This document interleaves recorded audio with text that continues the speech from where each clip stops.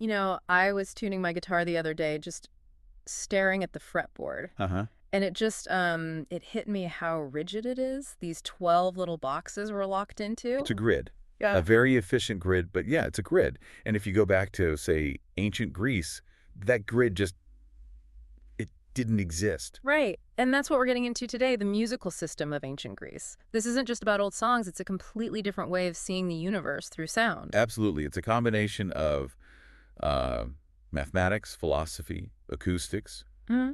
and it developed over centuries.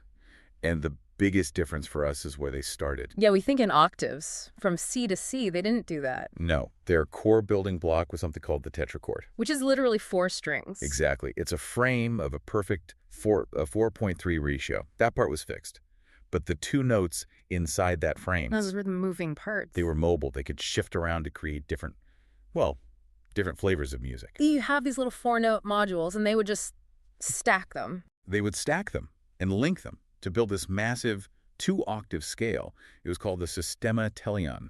The greater perfect system. Right. With 1 extra note at the very bottom, the proslambanomenos. But the really interesting part, I think, was the big debate. The tension between the mathematicians and the musicians. Oh, yeah. The Pythagoreans on one side. Who thought it was all numbers? Pure geometry. Yeah. 2.1 is an octave, 3.2 is a fifth.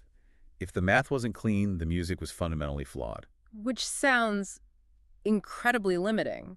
But then you get Aristoxenus, who comes along and says, wait a minute. He was the empiricist. He argued that the ear, not the calculator, should be the ultimate judge. And he's the one who gave us the idea of different species of scales, right? The octave species, yes. Okay. Named after different regions, Dorian, Lydian, Phrygian. Okay, we have to put a flag here, because anyone who plays jazz or modern music thinks they know the Dorian mode.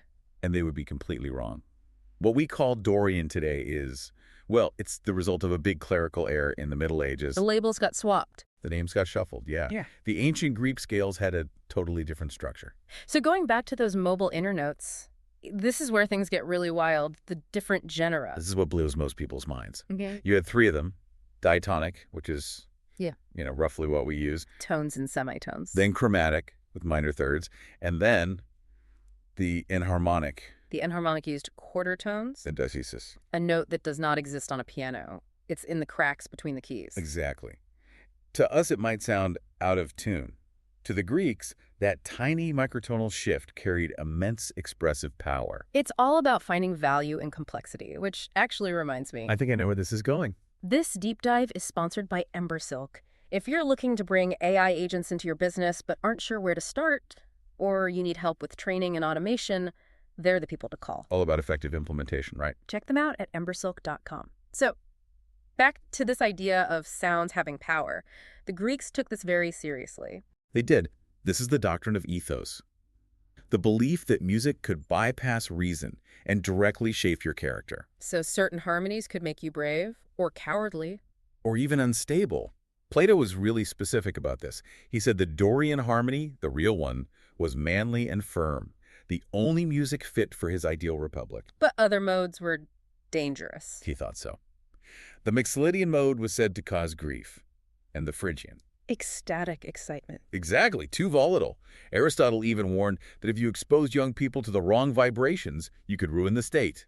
Wow, so they treated music with the seriousness we reserve for medicine or law. It was a technology for molding the soul. So to put it all together, we went from this incredibly flexible microtonal system based on human emotion to a standardized 12-tone grid. We traded nuance for stability and ease of use. Which leaves you with a pretty big question, doesn't it?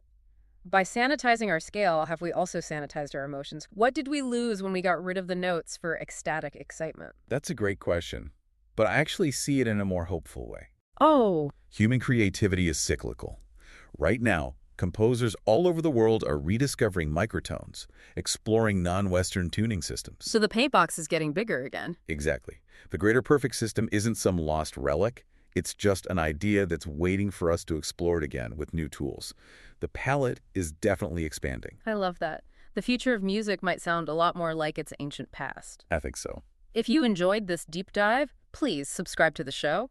Hey, leave us a 5-star review if you can. It really does help get the word out. Thanks for tuning in.